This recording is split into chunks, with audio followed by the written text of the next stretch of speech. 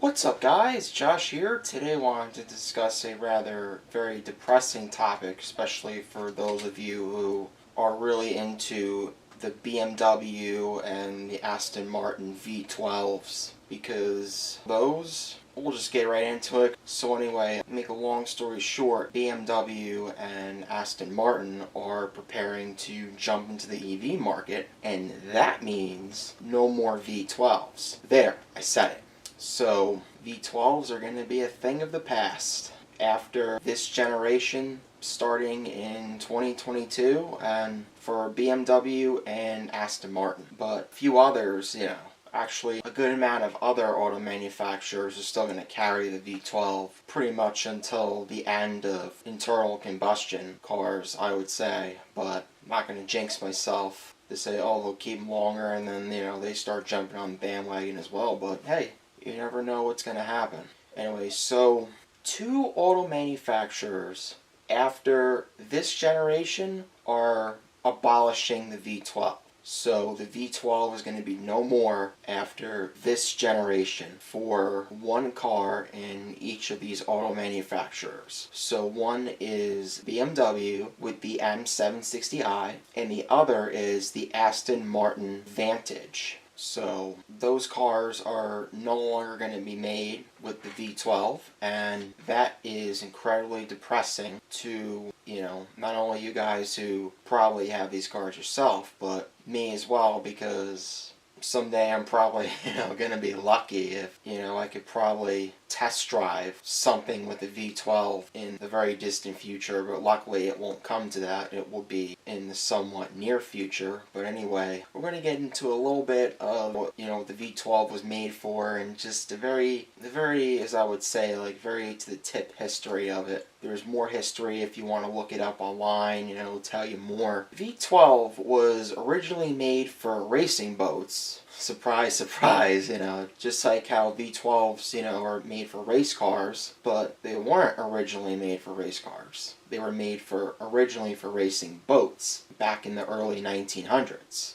So they use them for that, and some planes have used V12s as well. And along with that, some World War II planes, you could actually look this up, have used V12 engines. So after, years passed by, the V12 was obviously put in a lot of race and exotic cars to show off how much power they had, and voila, that's, where we stand today with the V12, only we're going to be exiting with the V12 within a couple years or so. Probably a little later than that because there'll still be some left over. So the V12 has been known to be one of the most iconic engines for obvious reasons. All the horsepower and torque that it had to offer, as well as all the other specs that came with it. It just was like a masterpiece of a machine on its own. So could make the history books one day, you never know. Kids in school 50, 100 years from now,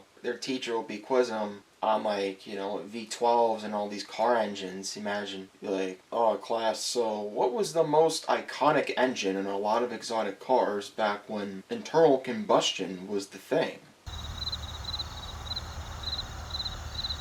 Majority of them, I would say, are probably I don't know. Which could, very well be a possibility in the future. This is the type of engine you would see, like I said, mostly exotic car manufacturers like Lamborghini, Ferrari, I think Porsche. I know BMW and Aston Martin definitely. And with this generation for those two manufacturers, and that's it. Name some cars that you might or might not know very well that have V12 in them. Is the McLaren F1, the Ferrari 812 supercar, Lamborghini Miura, Pagani Zonda, Rolls-Royce Phantom, Aston Martin Vantage V12, obviously BMW M760i, and Jaguar XJ12, just to name, roughly several of them. And this year, in 2022, BMW is making their last V12, as I mentioned, for the M760i. How BMW is going to do this is 12 lucky people are going to order a BMW M760i, 12 people will have the chance to own the last ever V12 model. Probably really envious. Be like, yo, dude, you got the V12? You got the last BMW V12? Yeah, man, I put in an order like a while ago. I'm like, man, you better give that to me or I'm gonna have to find somebody with that. Go right ahead, because you ain't getting mine. I know, it's probably kind of a corny skit, but it's just a funny thought that I had while discussing this. And anyone who takes a build slot is going to have the chance to own one of these iconic machines. So anybody that does this is going to have the chance to take their car to BMW, whether it be like a dealership or like a service center. They'll work with the future owner of the last iconic M760i, work with the owner, and select numerous exterior finishes. Upholstery, it's the interior of the vehicle, so like the inside of the car, and trim combinations as well. Also going to be things that you can get. One of the coolest things, since this is going to be the last V12 model of this car, BMW, or they would normally put the M60i badge or any type of like model badge, they're going to put special V12 badges. Or they would put the regular badges as an honor, as the V12s are nearly finished, because BMW is going to be moving on to EVs, which, surprise, surprise, all the manufacturers are at least, looking into the field of electric vehicles, and several, have already started making EVs. So, like I say, in like just about a majority of videos at this point, electric cars are going to dominate our roads sooner or later. There's going to be no more internal combustion. I would say within the next 25-30 years, internal combustion engines, meaning gas power engines and diesel and all that, are going to be very, very rare. So, and like I also say in majority of the videos, because I always seem to touch up on electric vehicles, because that's basically what car networks are talking about now, like Car and Driver, Road and Track, and companies like that. They mainly talk about EVs most of the time, is because, I should say a majority of the times, because that's where the auto industry is headed. Like it or not, EVs are going to be the norm in the not too distant future. So take advantage and enjoy your gas power cars and trucks now, because there will come a day where you won't be able to anymore. Well, anyway, aside with that, and I know I got a little off topic, but the wheels on this M60i are going to be 20 inches, and they're either going to come in black or gray. So I would assume that is the rims. Because how could you color the tires unless you want to go stir crazy? You better do a really good job painting the tires. Otherwise you're going to have a big mess. So anyway, under the hood, there is a 6.6 liter V12 engine that somewhere in there, it's saying that it's going to have the final V12 badge. So essentially they're writing final V12 everywhere in and outside of the car. How cool is that? BMW just going out with a bang with these, The way they're going to make this final V12 badge is they're going to make it, they're going to basically make it, like the same color, same look as the door sill plates, which, that right there, and wait until I tell you this, it's going to make a whopping 601 horsepower and 590 pound-feet of torque. Although it's, that right there is really quick, especially because you got a V12 in it. So even though those ratings are not as high as the Hellcat, it can still move considering it's a V12. And here's another disappointing thing, which for those of you that like manual, it doesn't seem like you're going to be able to get a manual transmission with this car. You're only going to be able to get an 8-speed automatic transmission, which is the standard with all-wheel drive. I mean, for those of us, that live in the Northeast like myself, all-wheel drive is the way to go, or 4-wheel drive. Because when you get snow and stuff, you can't have rear-wheel drive or 2-wheel drive because you'll slide everywhere when there's ice and sleet all over the place. It's just not a fun experience. I never personally experienced it, but hopefully I won't ever have to.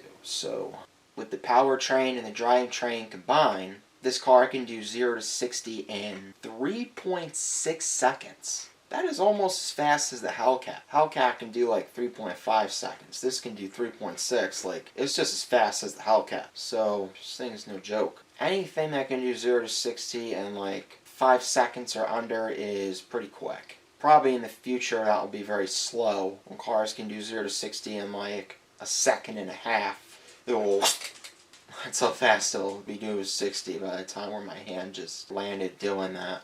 Or it just, landed in the air. The EV would be doing 60 at that point. So, now with the delivery is going to come with a special desk ornament to commemorate and recognize it as one of 12 V12 editions in the US. So BMW is like celebrating that they are making the last V12 model that there is of the car. So kudos to BMW because they are really going out with a bang with these. Boy, they ain't kidding. BMW is starting these cars at $200,995.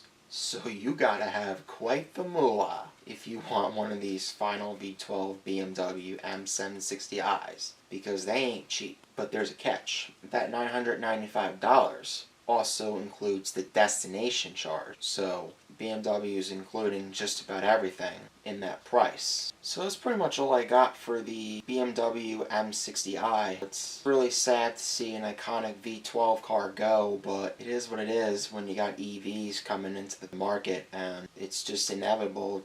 It is what it is. It's the way of the world, and there's nothing we can do about it. Anyway, let's jump into another car that's going to be losing the V12 within several years as well, and that is the Aston Martin Vantage. The new Aston Martin Vantage, generation model, is being made this year as well, just like the BMW M760i. So, the Vantage was spied on, at the Nürburgring in Germany, which is a track in Germany that, is a huge track that goes around all over the place. Usually it has an average of from between 6.5 to 8 minutes if you got a pretty decently fast car.